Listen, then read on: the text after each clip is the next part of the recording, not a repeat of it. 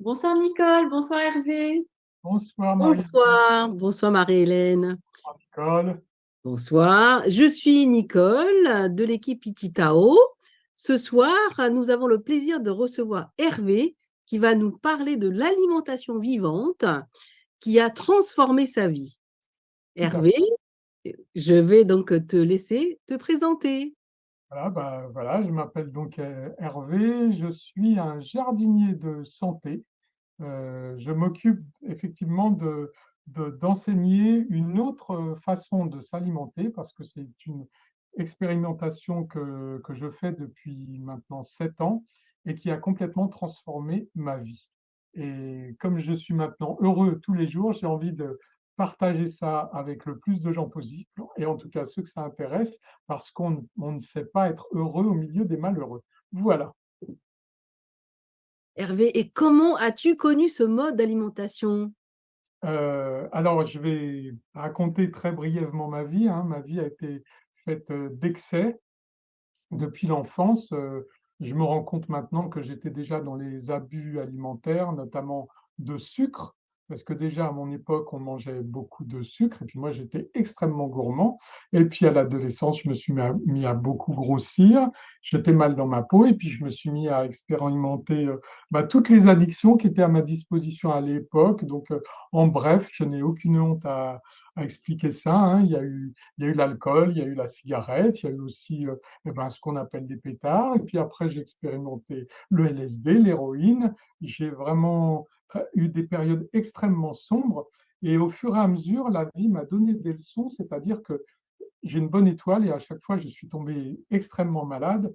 Et à chaque fois, je recevais le signal et je décidais de changer quelque chose. Et petit à petit, toutes ces addictions qui avaient fait partie de ma vie, j'ai appris à les supprimer jusqu'aux addictions alimentaires, parce que j'ai été très malade. J'ai fait notamment une cirrhose du foie qui était profondément invalidante, qui n'était pas que due à l'alcool, mais bon, j'en ai consommé beaucoup quand même, mais ce n'était pas que ça. Et il y a 7 ans, je suis tombé sur une vidéo qui parlait de cette alimentation vivante qui m'a beaucoup intéressé. Je me suis beaucoup documenté, j'ai décidé de faire des stages, mais en tout cas, dès que j'ai eu cette information, comme j'ai eu toujours l'habitude de sauter dans le vide, je me suis dit, je vais essayer pendant une semaine. Et puis au bout d'une semaine, je me suis dit, je crois que je vais essayer jusqu'à la fin de ma vie, tellement je sentais déjà une transformation s'opérer chez moi. Voilà. Alors, effectivement, moi, j'ai sauté dans le vide. Je me suis contenté de peu parce que, m'étant débarrassé d'addictions beaucoup plus compliquées, les addictions alimentaires, c'était plus simple pour moi. Je me suis aperçu que c'était difficile déjà au niveau de mon environnement, notamment social, familial, amical et professionnel. Donc ça, j'ai appris à faire aussi, et c'est quelque chose que je peux enseigner également. Et également, comme j'ai passé une énorme partie de ma vie dans la cuisine, j'ai appris à cuisiner autrement, c'est-à-dire que j'ai appris à cuisiner et je me suis bien sûr inspiré de personnes qui déjà préparaient de très bonnes choses sans faire cuire et uniquement à partir d'ingrédients végétaux. Mais le plus, c'est que moi, je suis un inventeur et je me suis mis à faire beaucoup de créations. Et comme j'ai aussi énormément d'empathie et je pense de pédagogie, on a le droit de reconnaître aussi les dons que nous a offert le ciel. Je me suis dit, mais ça y est, il faut que je quitte mon travail, mon travail qui était uniquement alimentaire, et je me lance pour être mon propre patron et, et accomplir ma mission, parce que pour moi, c'est même plus du travail, c'est que du bonheur pour moi d'enseigner cette façon de faire. Eh ben, tu es donc devenu non seulement un entrepreneur chef et décidé de devenir jardinier de santé et chef. Voilà, c'est ça. Je ne m'occupe pas de la maladie, hein. Je ne m'occupe que du terrain de santé et je tiens tout de suite à bien mettre les choses au point. Je suis pour la médecine intégrative. S'occuper de son terrain de santé, c'est dans la prévention incendie. Et après, nous sommes bien contents de trouver les pompiers et la médecine allopathique, comme toutes les médecines aussi parallèles, médecine chinoise, ayurvédique, acupuncteur. Chacun va trouver son chemin, mais en tout cas, nous avons besoin de travailler main dans la main. Bien sûr, merci. Peux-tu nous expliquer ce que veut dire jardinier de santé et chef cru? Alors, jardinier de santé et chef cru. Jardinier de santé, c'est bien sûr bien s'occuper de son jardin. Et j'emploie le mot jardin puisque nous n'allons utiliser que des ingrédients végétaux. Chef cru, c'est pas un chef cuisinier, c'est un chef cuisinier. Donc, et on en parlera tout à l'heure, mais j'ai aussi une vitrine où je montre déjà mes créations et je suis là justement pour enseigner à savoir se préparer des repas au quotidien et aussi des repas de fête. Voilà. C'est super, merci pour, et et comment dire? Quels sont en fait les avantages de l'alimentation vivante, Hervé? Alors, les avantages, alors, par rapport à mon expérimentation, je me suis aperçu que j'avais un regain d'énergie extraordinaire, mais qu'aussi je ressentais un épanouissement qu'on va appeler holistique, qui est un peu un mot à la mode, mais qui veut dire un, un épanouissement entier, des pieds à la tête, c'est-à-dire que ça passe aussi par un apaisement de l'affectif. Étant de nature hypersensible, c'est quelque chose qui m'a beaucoup fait souffrir et maintenant c'est quelque chose qui me réjouit et me fait connaître des sensations extraordinaires. Ça touche aussi le mental qui très souvent est très très encombré euh, par les appréhensions, par le passé qu'on trimballe, par l'avenir qui se transforme souvent en appréhension. Et puis, ça épanouit aussi l'esprit, c'est-à-dire que je pense qu'on a une relation avec soi-même et je vais prononcer des grands mots, mais bon, c'est comme ça que je le ressens, c'est aussi une meilleure communication avec l'univers tout entier. Voilà, parce que nous appartenons à l'univers, autant que cette relation soit positive et joyeuse, je dirais. Super. Eh bien, là, là ensuite, tu vas nous conseiller en tout cas le matériel à utiliser, comment pour savoir bien cuisiner. Donc je sais que tu m'as déjà envoyé une série d'images. On Voilà, va le tout à fait, partager, n'est-ce pas? absolument. Allons-y, partageons. Allons-y.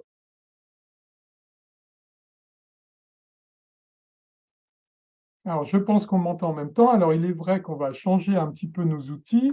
La cuisinière ne va plus nous servir à grand-chose.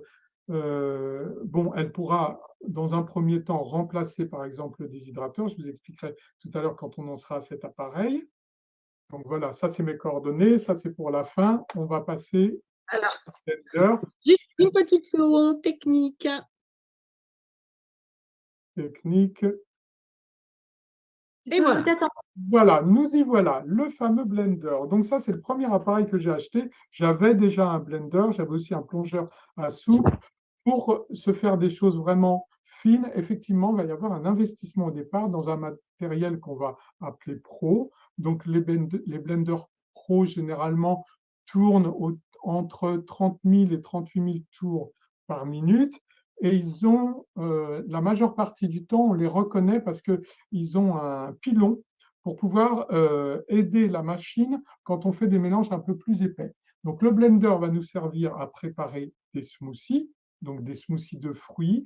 J'insiste là-dessus parce que les fruits, on essaye le moins possible d'en faire des jus parce que le fructose des fruits, il sera bien mieux assimilé quand on l'assimile avec la fibre du fruit. Sinon, c'est un peu un shoot de fructose. La nature est parfaite, elle a fait les fruits, tous les fruits sont parfaits, et donc il y a la quantité de fibres qui est exactement assortie à la quantité de fructose, pour que ça soit bien assimilé. Alors, ce qui est génial, c'est qu'on fait aussi des soupes, mais des soupes crues, c'est-à-dire qu'on n'a pas besoin de faire cuire nos légumes, on va les mélanger avec de l'eau chaude, et on va avoir une soupe qui ne va pas être transformée, qui va être pleine de nutriments, qui va être absolument savoureuse. Donc après, il y a un petit protocole, là, c'est mon métier de vous apprendre comment faire. On fait des laits végétaux délicieux qui remplacent très avantageusement, bien sûr, le lait de vache et bien entendu les laits aussi pasteurisés qu'on trouve en brique, puisque là, on aura les nutriments de l'oléagineux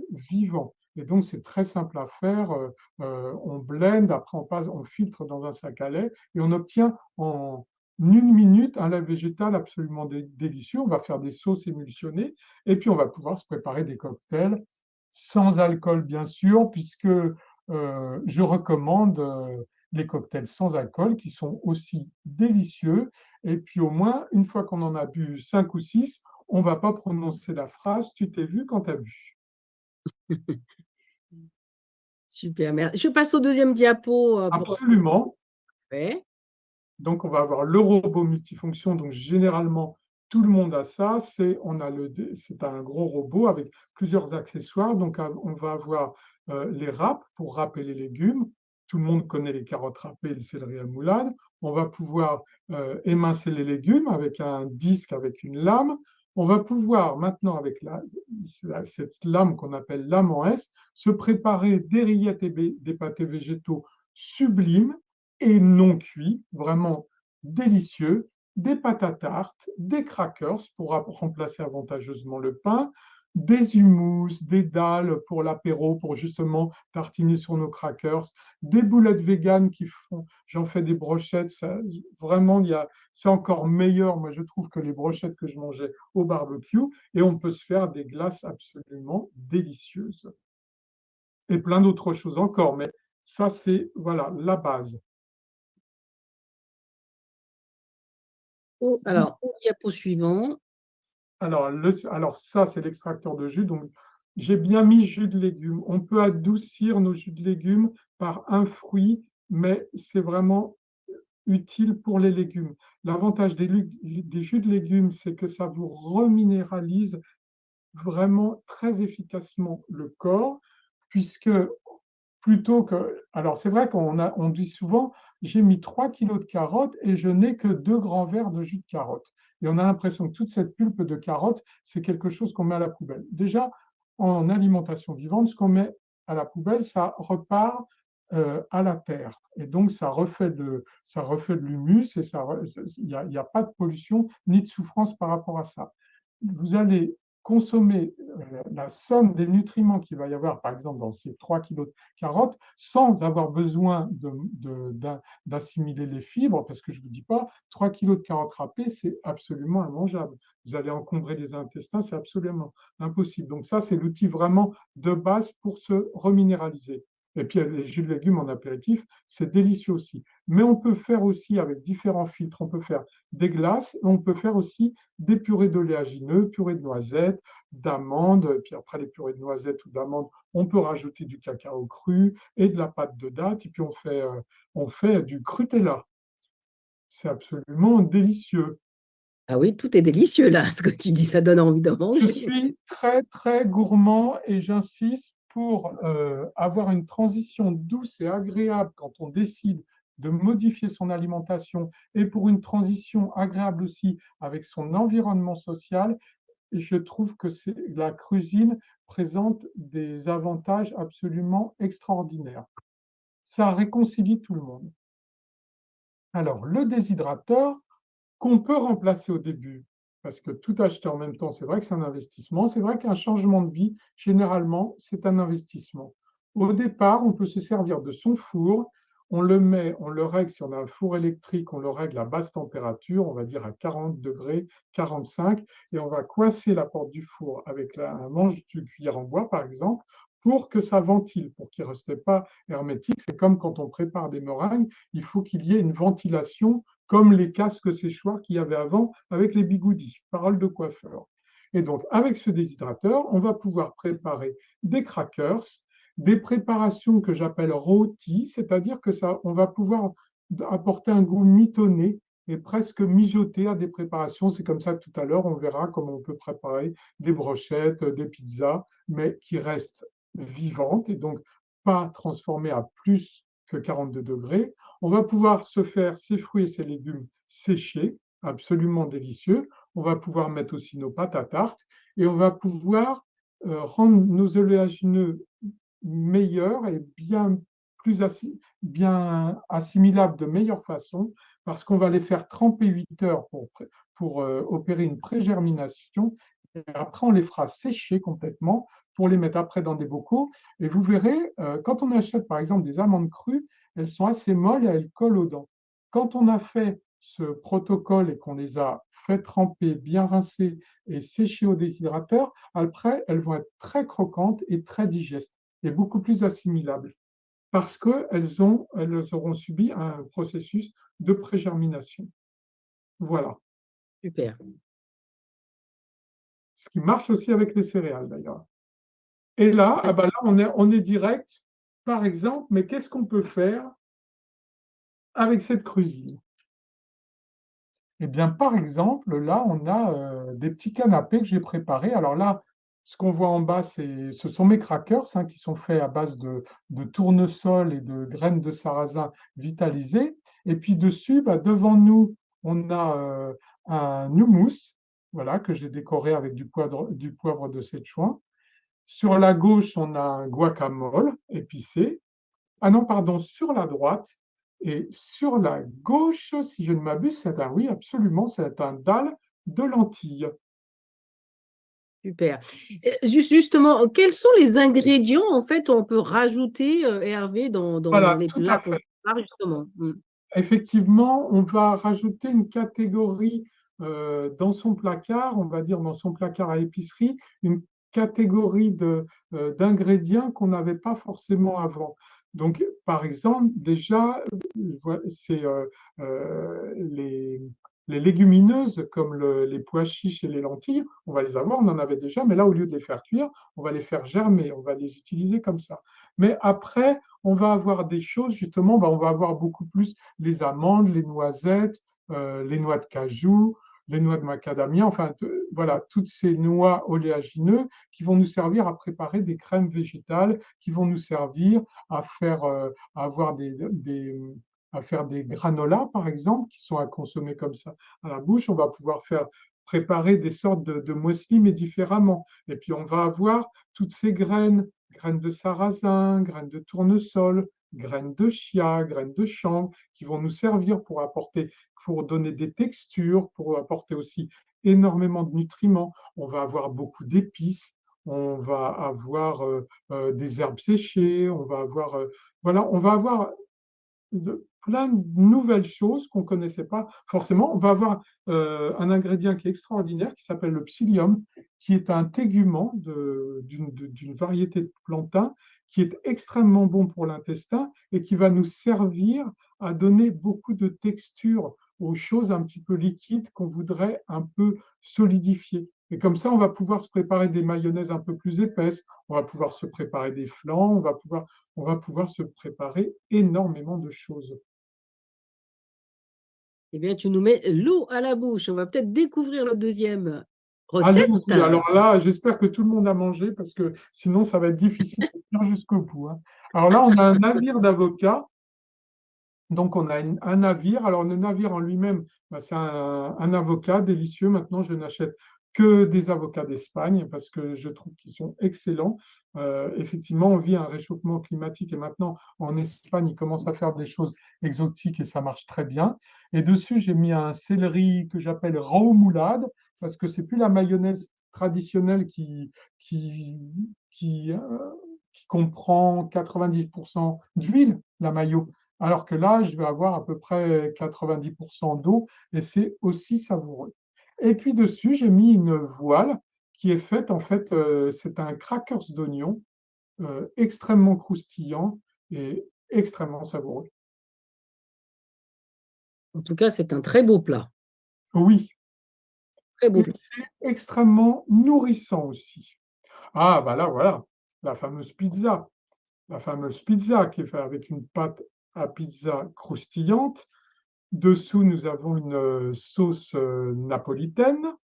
Et puis ensuite, nous avons des tomates, nous avons des champignons marinés, des oignons marinés, un fromage, et puis des olives noires. Et puis après, j'ai découpé de la ciboulette pour l'agrémenter. Et vous voyez, là, on voit l'effet du déshydrateur parce qu'elle est repassée au déshydrateur pour lui donner cet aspect un peu cuit et elle est servie tiède. Je vous la Ça conseille. donne vraiment. C'est très, très. Waouh. Waouh! Voilà, donc là, on a une interprétation. Moi, j'ai aussi une cuisine qui vient un peu de tous les pays parce que j'ai adoré voyager en cuisinant puis en cruisinant. Et moi, j'adorais le féroce d'avocat. Et le féroce d'avocat, c'est une recette antillaise qui est à base de morue et d'avocat et de piment. Et j'adore le piment, mais je ne l'impose pas à tout le monde parce que je sais qu'il y a des personnes qui le supportent mal. Alors j'ai transformé, j'ai décidé d'en faire voilà, un peu une pièce montée en fait, où j'ai quand même eu envie sur la base de faire un concassé de tomates du jardin et au basilic. Et puis en deuxième couche, en fait, j'ai une crème d'avocat qui intègre des algues et de l'eau de mer, qu'on appelle aussi eau de Quinton. Et puis sur la troisième, justement, on a ce mélange de courgettes et d'algues et à nouveau d'eau de mer et de psyllium, ce qui fait qu'on a ces trois couches. J'ai alterné avec des crêpes de courgettes et, pardon, sarrasin, tout à fait, courgettes et sarrasin. Et puis après, après, forcément, il faut parfaire le décor parce qu'on fait des choses délicieuses, mais on fait des choses très jolies qui régalent les pupilles avant de régaler les papilles. Et donc, j'ai décoré avec des fleurs de marjolaine, du paprika et puis une magnifique tomate cerise qui trône sur cette pièce montée. Bon, c'est une vraie création, ça, hein. La prochaine fois, il faut que je goûte ça, hein. Ah, mais là, on a énormément de choses à goûter. Là, on voit une toute petite partie de la partie émergée de Oui. l'iceberg. Bon, là, c'est un grand classique, hein. C'est ma tarte au citron. Oui. Je vais redire Elle que est, c'est délicieux, mais elle est connue, cette tarte au citron, je crois. oui, elle est très connue, elle est très demandée, donc c'est vrai que je la fais souvent et maintenant elle est vraiment, vraiment au point. Et donc pareil, tout est végétal, tout est cru. Dans la tarte au citron classique, vous avez quand même 250 grammes de beurre au total, ce qui est énorme.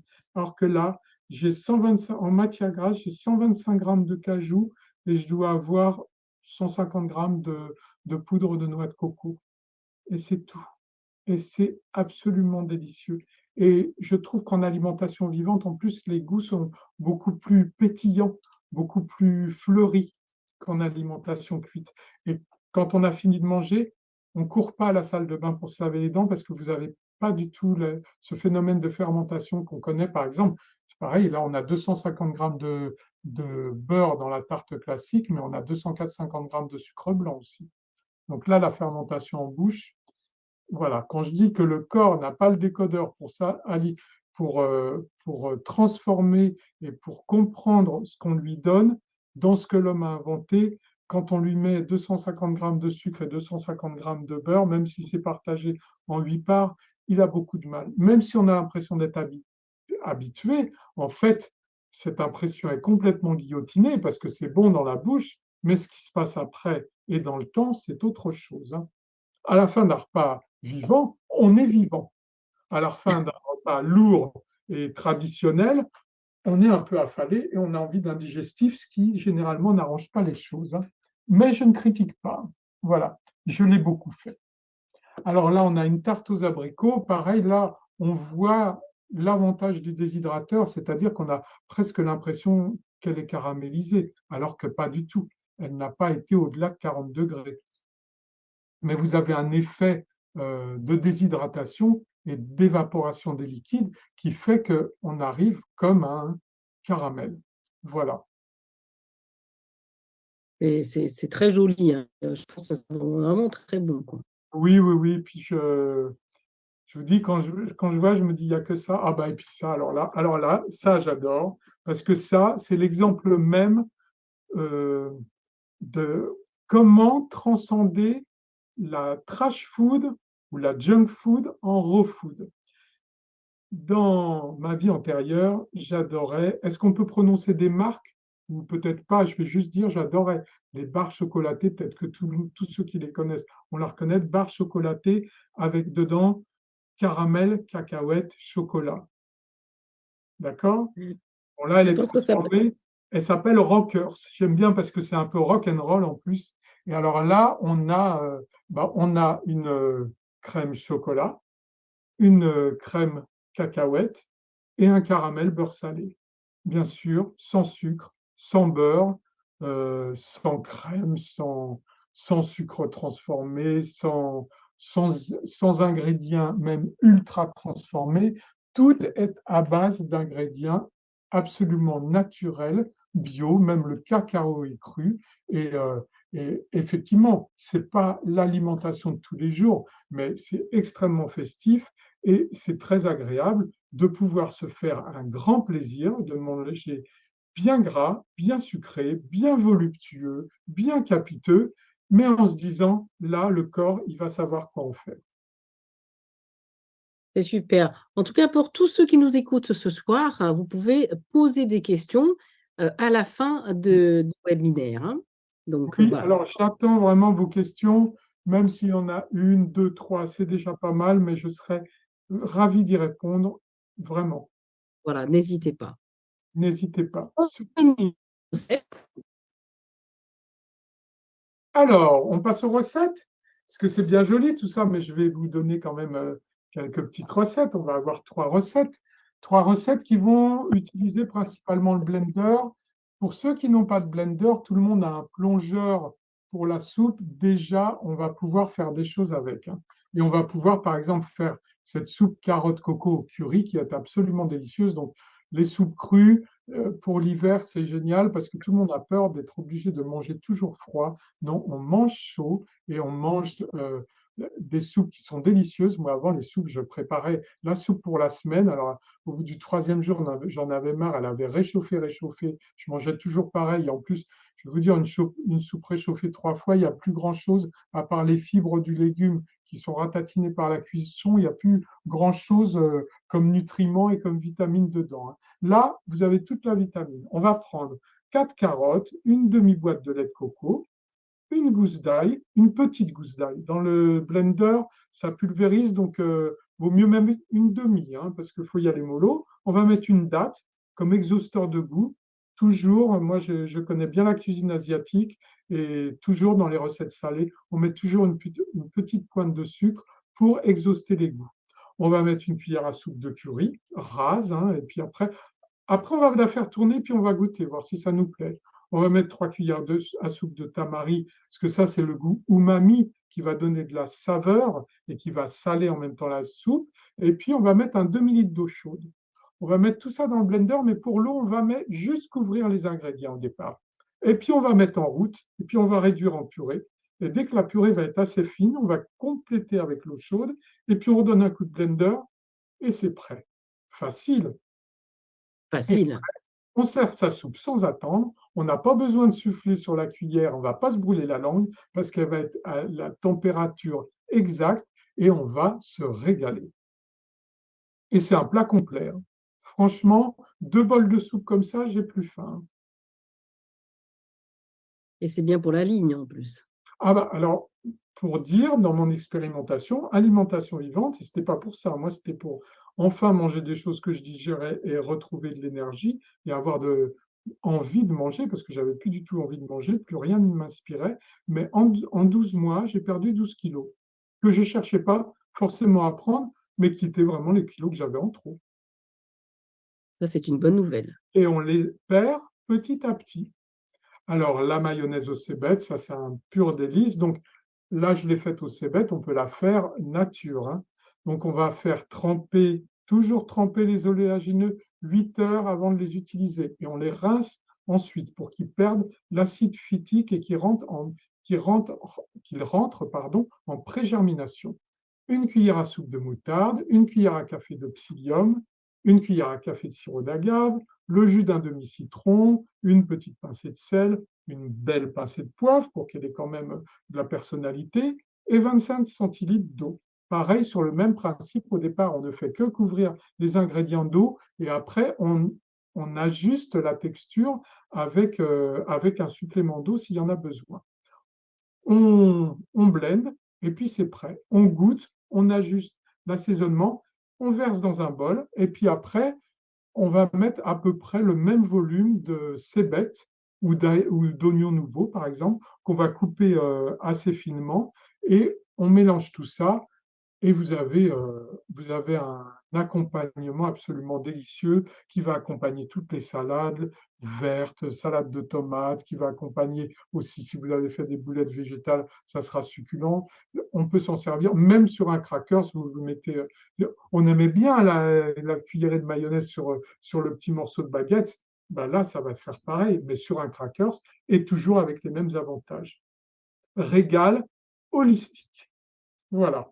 Tout le monde se régale. La bouche, les intestins, les cellules, tout se régale. Voilà. C'est super, merci Hervé. Et voilà, la recette pour les crèmes glacées. Même moi, là, voilà, que j'ai appelé Véganie, parce on s'amuse toujours quand même à trouver des noms nouveaux avec le RAW, R-A-W. Il y a même des personnes qui le mettent en marque déposée. Donc moi, je ne ferai pas ça parce que voilà, je tiens à le partager avec tout le monde.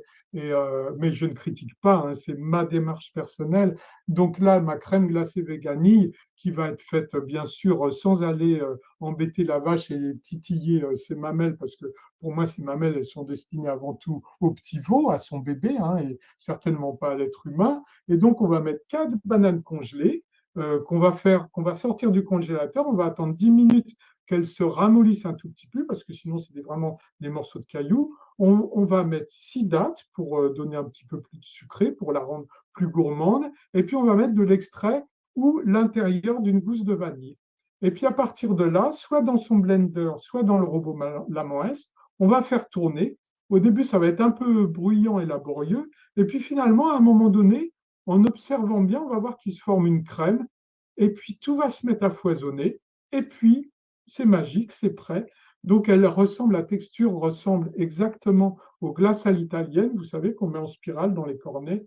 Et ça, c'est vraiment absolument délicieux. On peut justement, après, donner des arômes différents. On peut mettre un petit jus de citron, on peut mettre quelques feuilles de basilic, on peut mettre un peu de cacao cru, on peut décliner après, on peut mettre de l'orange congelé, de la framboise congelée. On va voir, la banane va toujours donner cet aspect crème glacée. Pour les personnes qui n'aiment pas trop la banane, on peut choisir des bananes qui ne vont pas être trop mûres. Ça ne sera pas indigeste, on les fait congeler en rondelles. Et là, vous n'aurez pas vraiment le. Si vous apportez en plus d'autres parfums, framboise, chocolat, des choses comme ça, vous ne sentirez plus le goût de la banane.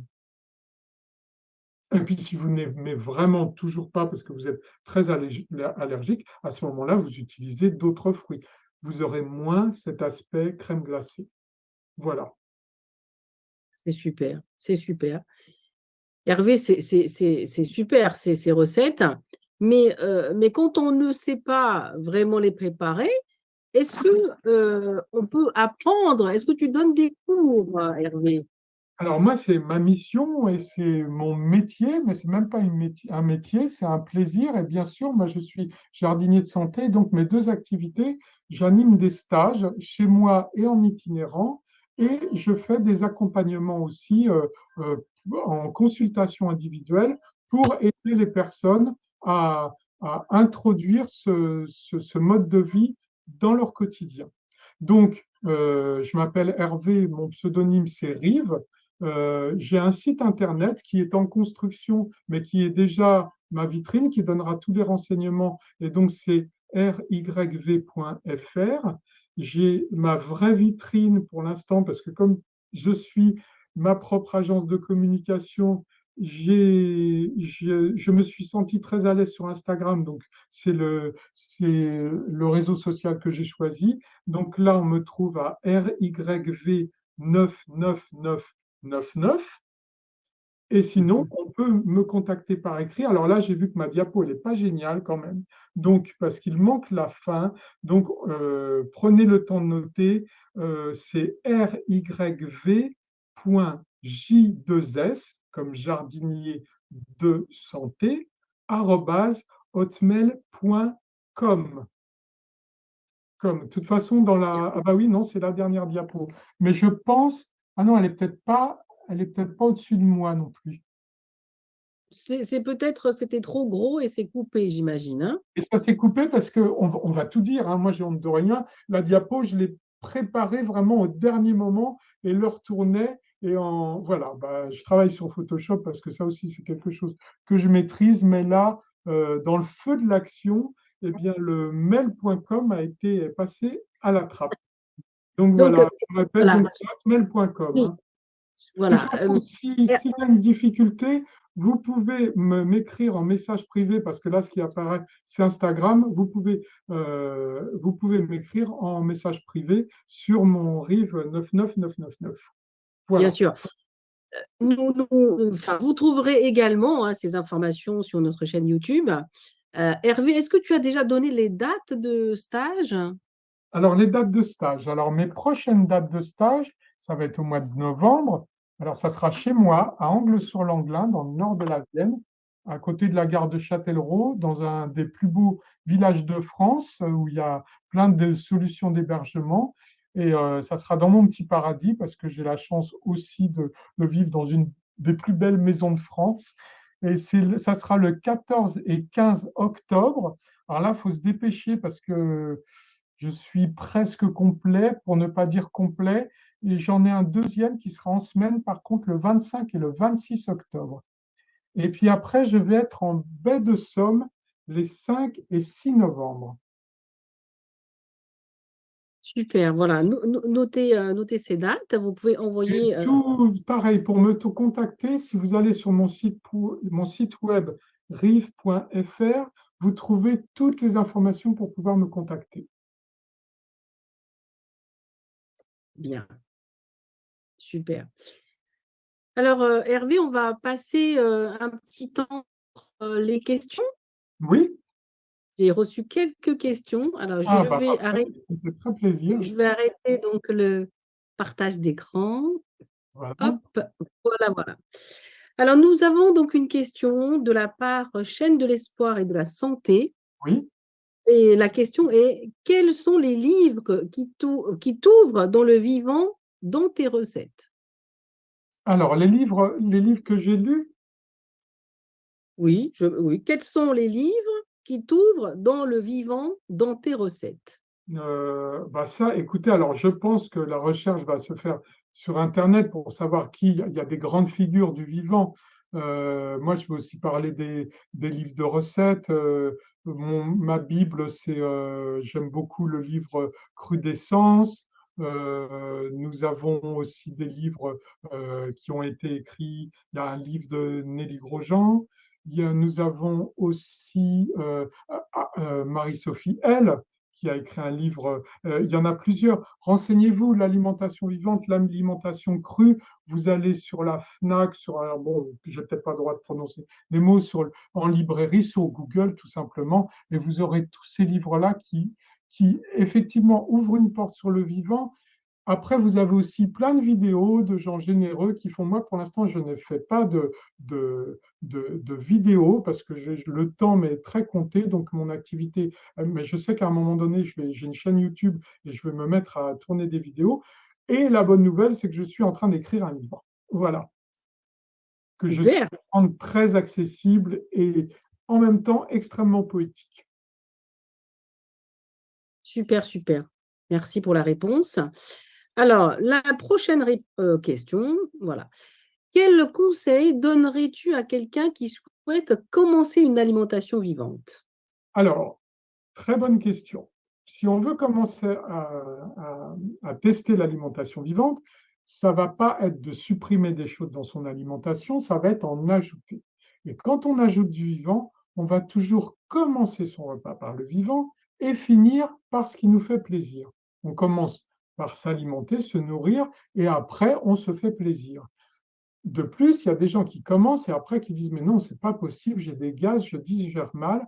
Quand on commence par du cuit et par des nourritures très riches euh, qui correspondent à l'alimentation traditionnelle, on va mettre des choses qui vont descendre. Là, je vais faire le dessin, ça va descendre et ça va faire un bol alimentaire cuit qui va mettre environ 6 à 8 heures à digérer.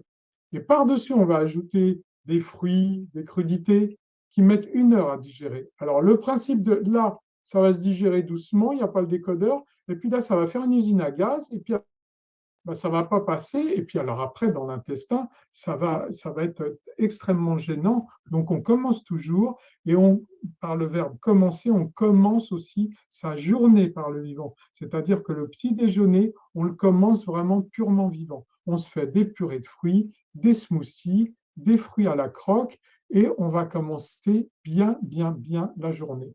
Voilà, c'est ça qui va nous... Et après, le corps, le midi, il va avoir tendance à redemander quelque chose de sain et qui va lui faire plaisir parce qu'il est tout neuf en fait. Et quand on dit déjeune, c'est qu'on coupe le jeûne. Moi maintenant, je suis en jeûne intermittent, donc je commence le midi, mais je commence toujours par des fruits. Toujours, toujours. Et Merci, puis merci. après, effectivement, je pense qu'on a toujours besoin d'être accompagné. Alors, je ne suis pas le seul à accompagner. On peut s'accompagner aussi en faisant des recherches sur Internet, mais il n'y a rien de tel. Moi, des stages, j'en ai suivi pas mal. Effectivement, on casse sa tirelire. Moi, je n'ai jamais regretté l'argent que j'avais dépensé parce que la santé, ça n'a pas de prix. Voilà. C'est bien d'accord.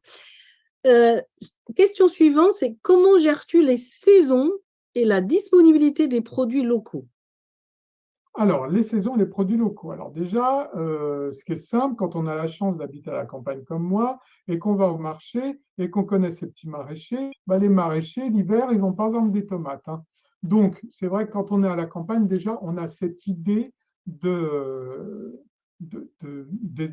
choses saisonnières. À la ville, maintenant, les enfants, ils n'ont plus trop idée parce que des prunes, il y en a toute l'année, donc ils ne savent pas que c'est un fruit d'automne. Les poires, pareil, les pommes, on en a toute l'année. Alors que là, effectivement, par rapport à ça, les saisons, mais l'hiver, on a plein de choses. Effectivement, on a l'impression que c'est plus facile l'été, mais l'hiver, il y a tous les légumes racines, il y a les céleris, les carottes, il y a toujours de la salade verte, et puis il y a des choses. Alors, on a la chance aussi d'avoir un pays qui n'est pas très loin, qui s'appelle l'Espagne, et en Espagne, maintenant, ils cultivent beaucoup de choses. Par exemple, ça va être la saison, l'hiver, on a la saison des avocats. Les avocats d'Espagne sont absolument délicieux. On les trouve généralement maintenant en magasin bio, et vous avez aussi maintenant des réseaux, des groupements de commandes qui vous permettent de commander des choses qui viennent directement d'Espagne, où les personnes qui s'occupent de ces réseaux-là sont très sensibles au fait de polluer le moins possible. Donc, on fait voyager des camions bien pleins, et donc il n'y a pas de gâchis, et il n'y a pas, par exemple, les bananes que vous allez acheter des Canaries ne vont pas connaître la mûrisserie. C'est-à-dire que ce sont des bananes qui vont arriver peut-être un peu vertes, mais vont mûrir chez vous. Et vous n'aurez pas du tout le même plaisir gustatif. Donc effectivement, et on va avoir des oranges, on va avoir plein de choses. Et puis après, ce qu'on a, c'est sa créativité. À partir de là, moi j'enseigne, et mes stages sont toujours saisonniers. Les stages que je vais faire à l'automne vont parler de la cuisine d'automne et de la cuisine d'hiver. Super, super. Merci Hervé pour cette réponse. Une question qui vient de réseau. Hervé, à quand ton livre? Il sort quand ton livre? Alors, mon livre, j'ai beaucoup de choses à faire, mais je viens de décider en direct qu'il sortirait au printemps. Top là. Bien engagé. Voilà, exactement. Parfait. Alors, une autre question, c'est-à-dire, y a-t-il des associations à respecter? Je pense que c'est les recettes d'aliments à préparer. Est-ce qu'il y a des associations d'aliments à respecter? Par exemple, l'oignon qui ne s'associe pas avec quel aliment, quoi, quelque chose comme ça. Alors, question aussi très, très intéressante. La cuisine, vous avez bien compris qu'en fait, c'est un pont entre deux rives. C'est pour ça que j'aime bien m'appeler rive. On a la rive de l'alimentation traditionnelle, et on va arriver, moi, au quotidien, pour moi tout seul, la cuisine, j'en fais très peu. L'hiver, je me fais un petit peu de soupe crue, mais je ne m'en fais pas beaucoup pour moi tout seul. C'est pas, voilà. Mais en fait, le pont, c'est la cuisine. Donc là, on va dire que déjà, on va respecter la règle principale, ingrédients végétaux et pas une température plus élevée que celle du corps pour préparer ces aliments. À partir de là, on considère que les associations, tout va bien. On va laisser son intellect un petit peu tranquille, parce qu'au fur et à mesure, déjà, cette alimentation va apurer le corps, notre système sanguin, notre système lymphatique et nos cellules, et le corps va reprendre la main. Et c'est le corps qui va commencer à réclamer ce qui va lui faire du bien. Et c'est là qu'on va avoir envie, tiens, c'est bizarre, là, j'ai envie de kiwi en ce moment, je vais manger des kiwis, des kiwis. Puis après, tout d'un coup, ça, on n'en a plus envie, mais on a envie de bananes. On va manger des bananes. Parce que l'instinct reprend sa place, parce que l'intellect lui a laissé de la place. Alors effectivement, on arrête de se dire, ah bah tiens, il faudrait que je mange des bananes parce qu'il y a du potassium dedans. Et puis je vais faire attention parce que je ne vais pas manger la banane et le citron en même temps. Tout ça, ce sont des questions qu'on se pose. Moi, je les laisse tranquilles, ces questions-là, parce qu'au fur et à mesure, on va de mieux en mieux et on fait les meilleurs choix, parce qu'en fait, on monte en fréquence et après, on a les bonnes informations. Voilà, donc on laisse tomber et on se simplifie la vie, vraiment. Mais effectivement, alors, pour cette question particulière, je dirais expérimenter. Et si vous repérez, par exemple, que quand vous mangez un oignon en même temps qu'une crème au chocolat, ça ne vous réussit pas, eh bien voilà, on laisse tomber. C'est simple finalement. Voilà, il faut avoir de l'audace dans la vie, il faut avoir de l'audace. C'est ce que j'enseigne aussi. Merci Hervé. La prochaine question, c'est comment gères-tu des situations où l'alimentation vivante n'est pas forcément accessible? Genre, on est souvent dans les restaurants, on a aussi des repas de famille. C'est vrai, c'est pas facile, c'est aussi mon cas, ça. Hein. Alors, c'est vrai que c'est quelque chose que j'ai appris à gérer parce qu'en fait, les personnes les plus gênées, c'est pas moi la personne la plus gênée, c'est les personnes qui vont nous recevoir ou la situation au restaurant. Au restaurant, c'est simple. Quand la personne vient prendre la commande, je lui dis, écoutez, moi, c'est un peu spécial, on prend ça avec humour, je ne mange que végétal et je ne mange que cru. Vous avez certainement dans votre cuisine une tomate, une carotte, une feuille de salade. Vous me présentez ça joliment sur une assiette avec un filet d'huile d'olive et franchement, je vais être le plus heureux des hommes. Voilà.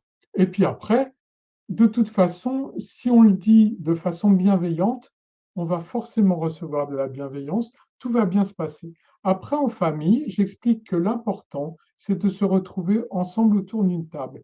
Et là, on va faire comme au restaurant, on va faire comme si on mangeait à la carte. Parce que s'il y a un plat unique, de toute façon, il y a toujours le cas, vous êtes invité, vous n'aimez pas l'agneau, et hop, eh ben, c'est gigot d'agneau ce midi. Eh ben, moi, je ne mange pas d'agneau, alors je vais expliquer, excusez-moi, mais moi, j'aime pas ça. Alors moi, je vais dire, alors moi, c'est un peu plus particulier, mais vous allez voir déjà, je vais vous faire goûter plein de choses. Moi, je me balade toujours avec un panier, hein, parce que ça soit en déplacement, pour pique-niquer, etc., je sais que ça va pouvoir être un peu compliqué parce que sur l'aire d'autoroute, je ne vais pas trouver quelque chose à manger. Ben, moi, j'ai toujours mon panier pour manger à la croque des fruits, des noisettes, des dattes, et puis tout va bien. Donc là, je vais avoir préparé des bonnes choses en cuisine. Tout le monde va y goûter. Je vais essayer de m'arranger pour qu'il m'en reste un peu. Et puis après, on va manger ensemble. Et puis si tout le monde, dès que quelqu'un s'inquiète, je dis, parce que bon, c'est le grand mot, hein, t'inquiète pas, t'inquiète pas. Non, non, je ne suis pas inquiet. Mais de toute façon, vu l'énergie que j'ai, c'est pas parce que je vais faire un repas un peu frugal que je vais mourir d'inanition. Tout va bien, moi je suis heureux de partager ce moment avec vous. En fait, on partage un moment qu'on appelle repas, mais chacun mange ce qu'il veut. De toute façon, maintenant, il y a des gens véganes, il y a des gens qui font le régime du camp et qui ne veulent pas le... Donc, chacun fait ce qu'il veut. Moi, je dis, chacun mangez ce que vous voulez. Moi, je souhaite que tout le monde mange ce qu'il a envie de manger et qu'on me laisse manger ce que j'ai envie de manger. Et si on me pose la question, as-tu le droit de manger ça? J'ai tous les droits, mais ça, j'en ai pas envie. Voilà, c'est tout. Super. Merci pour la réponse. Hervé, nous avons encore, ce soir, on va prendre encore 2 questions. Ça te convient, Hervé? Ah, mais moi, je suis ravi qu'il y ait plein de questions et donc, D'accord. c'est le week-end. Le temps, en fait, voilà, là, le temps commence à passer. On va Oui. prendre, voilà. Alors, la question suivante, c'est depuis combien de temps tu fais une alimentation vivante et combien de temps pour apprendre plein de recettes? Alors, pour apprendre plein de recettes, moi ayant un passé de cuisinier quand même, passionné par la cuisine, ça a été assez vite. Je ne saurais pas dire, mais on commence à être à l'aise quand même au bout d'un an, je dirais. Voilà. D'accord. En fait, ce qui est important, c'est d'être à l'aise. C'est pas de connaître plein de recettes, c'est d'être à l'aise dans ce qu'on fait. Et ça prend à peu près un an pour, on va dire, pour apprivoiser les choses. Après, ça va être que des cas particuliers. Et après, la deuxième question, c'était… Alors, la deuxième question, c'est est-ce que les Ah non, oléagineux… non, mais dans la première question, il y avait deux questions. Il y avait Ah, combien de pardon, temps… pardon. Alors, depuis combien de temps tu fais une alimentation vivante Ah et voilà. combien de temps pour apprendre plein de recettes? Voilà, Pardon. alors je suis en alimentation vivante depuis 7 ans. Mon histoire est très particulière parce que c'est-à-dire que d'une minute à l'autre, je suis passé de dire 50%, hein, je mangeais quand même, j'ai toujours aimé les fruits et les salades, mais je mangeais plein d'autres choses. Je suis passé à 100% tout de suite et après, j'ai jamais dérogé à cette règle. Mais c'est mon histoire qui est très particulière et qui prend en compte ma personnalité où je suis un fonceur et j'adore sauter dans le vide. Je trouve que c'est une sensation extraordinaire. Tous les gens qui font du parapente ou du parachute vont comprendre de quoi je parle. Et puis, deuxièmement, j'ai jamais été retenté après. J'ai jamais été retenté par tout ça. Donc, pour moi, ça a été vraiment facile. Mais chacun a son chemin et je suis pour la méthode douce. Toutes les personnes que j'accompagne en consultation, on y va petit à petit. L'important, c'est que ça soit pérenne et que les habitudes s'installent petit à petit. Le but du jeu, c'est d'arriver à un équilibre et on peut aller jusqu'à la fin de sa vie en vivant à 70-80% d'alimentation vivante. C'est déjà énorme. Super, merci pour la réponse. La question suivante, est-ce que les oléagineux, je ne sais pas si je prononce bien, Puis les oléagineux, voilà, ne sont pas recommandés en grande quantité, gâteaux, crèmes, etc. alors, c'est toujours le même sujet, c'est ce sujet cuisine. Par exemple, on a présenté la coupe Rockers tout à l'heure, qui est pratiquement faite uniquement à base de purée d'oléagineux. C'est extrêmement riche. Bien sûr qu'au départ, ce qui serait bien, c'est de ne manger que 7 amandes par jour. Maintenant, moi, au début, j'achetais les purées crues de noisettes, d'amandes, j'adorais ça parce que j'étais en transition et que c'était mieux que je mange ça plutôt que repartir à manger du beurre, de la crème, voilà, et des huiles frelatées. C'était mieux. Mais il est évident qu'à la fin, mais ça c'est pareil, ça s'installe tout seul et il faut beaucoup de douceur dans tout ça. C'est bien de savoir se faire plaisir. Dites-vous bien qu'au fur et à mesure, c'est le corps qui va prendre le pouvoir et après le corps, il va en avoir beaucoup moins envie, beaucoup moins envie. Et quand ça sera la fête, on en mangera. Moi, j'ai mangé quelque chose, si vous allez sur mon Insta, j'ai fait un teasing sur un dessert que j'ai fait hier qui était vraiment très voluptueux, mais j'ai fait une bonne dose pour chacun. À la fin, je me suis dit, bah là, j'en ai mangé pour 15 jours, hein, parce que effectivement, maintenant, je suis plus habitué. Alors qu'au début, j'en mangeais beaucoup, mais j'étais déjà dans le vivant. Voilà. Il faut donner du temps au temps, hein. C'est vrai, Très totalement. important. De la Tot- douceur et de l'amour. De l'amour, ça, c'est l'ingrédient absolument principal de la vie et c'est le secret du bonheur. Merci Hervé. La question suivante, c'est que penses-tu de la caroube pour ajouter au lait végétal? C'est parfait, très très bien, très savoureux. C'est un peu ce qu'on appelait un succès d'année, mais c'est un goût chocolaté délicieux. Très bien.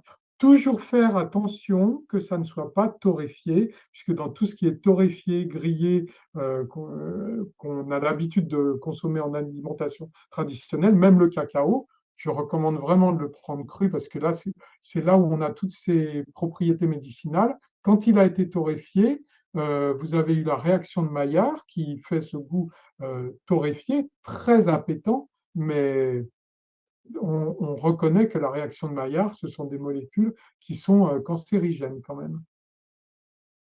Vous savez qu'on dit que l'alimentation soit ton premier médicament, hein. Oui, oui, on a bien entendu ça. Il y a- Hippocrate, voilà. On a bien entendu ça. Alors, ce soir, pour la dernière question, Hervé, avez-vous des craquages sur d'autres aliments que crus? Non, non mon capitaine, non mon général, non mon adjudant.